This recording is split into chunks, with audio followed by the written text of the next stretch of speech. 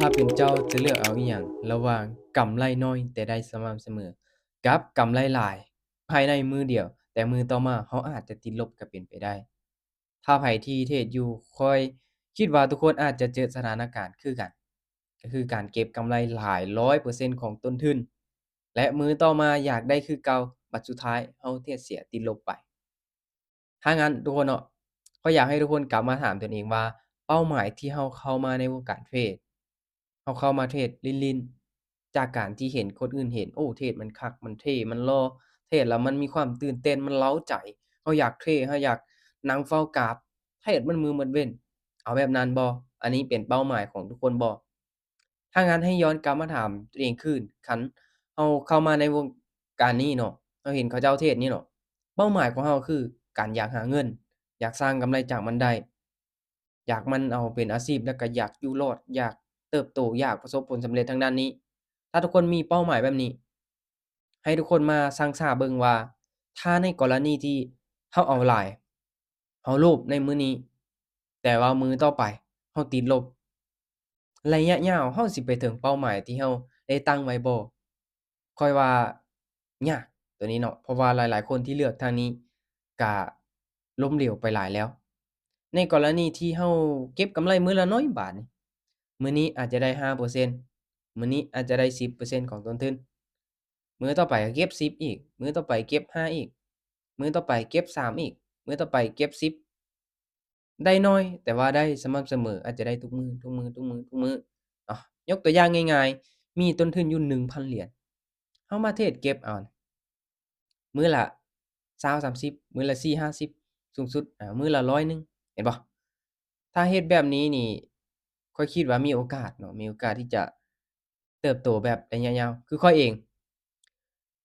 ช่วงนี้ลดผ่อนความเสี่ยงลงมาหลายเนาะเพราะว่าบ่อยากที่จะเจ็บโตกับมันหลายแล้วเพราะว่าเรา อยากเอาหลายมื้อนี้มื้อต่อไปเราก็อยากเอาหลายมันจะเฮ็ดให้เรานี่ติดนิสัย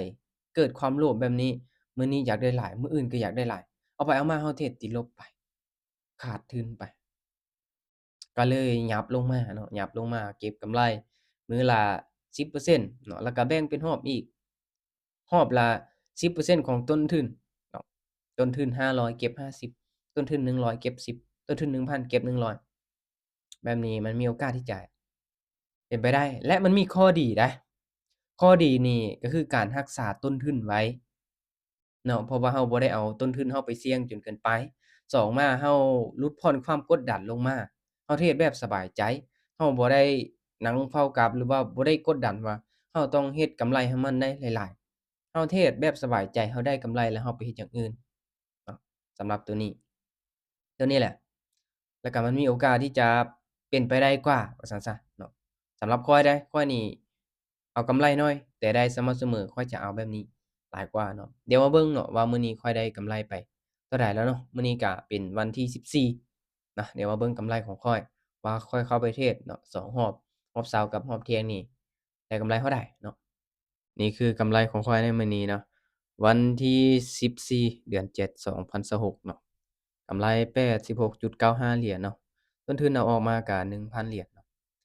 รวม 1,000 เหรียญปลายๆนี่แหละเอามาเทรดเก็บกำไรวันนี้ก็ได้จำนี้เนาะเข้าไปเทรดรอบเช้าหั้นแล้วก็รอบเที่ยงหั้นเนาะเข้าไปเทรดเอากำไรเล็กๆน้อยๆเนาะเข้าออร์เดอร์ไป10 20 30เหรียญเนาะสำหรับออร์เดอร์ที่ค่อยเข้าไปพลาดบ่เราก็พักวินตามเป้าเราก็พักเนาะเก็บกำไรรอบละน้อยเอาบ่ได้เก็บกำไรหลายปานใดเนาะก็ลดผ่อนความเสี่ยงลงมาหลายช่วงนี้เนาะ การเก็บกำไรเทื่อละน้อยแบบนี้มันตอบโจทย์สำหรับข้อยรู้สึกว่ามันคักมันได้กำไรระยะยาวเรามั่นใจว่าเรายังมีกำไรเนาะก็เลยลดผ่อนความเสี่ยงลงมาเก็บเอาเทื่อละน้อยเน้นในการบริหารต้นทุนเนาะอาศัยแบบคูณเงินให้ได้หลายๆไม้แหน่แล้วเราเข้าออร์เดอร์ไปบ่หมายความว่าเราสิ all in ทุ่มใส่เลยเนาะไม้เดียวบ่ได้เนาะเฮ็ดแบบนั้นมีความเสี่ยงสูงเกินไปต้นทุนเงินของเรามีโอกาสที่จะเป็นศูนย์ได้ก็เลยอาศัยในการกู้เงินไปนำสำหรับคลิปนี้ทุกคนเนาะก็แน่นอนข้อยก็เชื่อว่าแต่ละคนเนาะมีแผนการเทรดของตนเองที่คิดว่าดีคิดว่าเหมาะกับตนเองแต่ก็ให้เบิ่งคืนว่าแผนของเรามันได้ผลแท้บ่ถ้ามันบ่ได้ผลเราก็ต้องได้ปรับเปลี่ยนแต่สิเฮ็ดแบบเก่า เราก็มีโอกาสที่จะเจ็บตัวแบบเก่าถ้าว่าแผนเราดีโอเคเนาะเฮ็ดต่อไปถ้าว่าแผนเราบ่ดีเราก็ต้องปรับเปลี่ยนแผนใหม่ปรับเปลี่ยนเทคนิคใหม่อัปเกรดเทคนิคเพื่อกำไรระยะยาวเราบ่ได้หวังว่าสิอยู่ในวงการนี้หรือว่าสิเฮ็ดหาเงินภายในมื้อหนึ่ง2มื้อเราจะอยู่กับมันอีกเป็นปี2ปี3ปีหรือว่าอีก10ปีข้างหน้าถ้างั้นเราคอยพัฒนาคอยเก็บกำไปเทื่อละน้อย ระยะยาวเนาะคือผลลัพธ์ที่ดีที่สุดละผลลัพธ์ในมื้อนี้มันบ่ได้มีหยังตัดสินว่าเราจะประสบผลสำเร็จจากมันเราอาจจะได้หลายมื้อนี้แต่มื้อหน้าเราอาจจะติดลบแล้วก็ขาดทุนไปถ้างั้นผลลัพธ์ที่แท้จริงคืออีก2ปี3ปีข้างหน้าว่าเราได้อิหยังจากมันแท้ๆคือได้เป็นเงินได้มาแล้วเข้าบัญชีแล้วเราเอาไปซื้อทรัพย์สินอิหยัง เนาะคันเห็นแต่ตัวเลขกำไรอยู่ในหน้าจอมันยังบ่ทันได้เป็นผลลัพธ์ที่แท้จริงมันต้องเป็นทรัพย์สินเนาะต้อง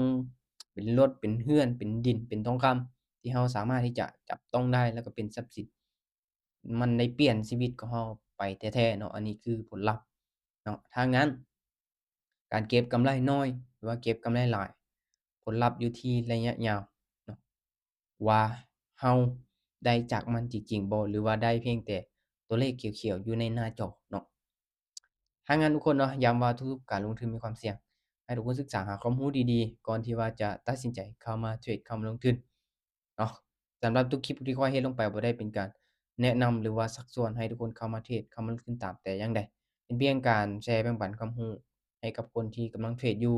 คนที่กำลังลงทุนในวงการนี้อยู่ให้ตั้งใจศึกษาหาความรู้ดีๆ และนำเงินเย็นมาลงทุนทุกคนเนาะโอเคกดติดตามไว้แล้วเรามาเจอกันใหม่ในคลิปต่อไปทุกคน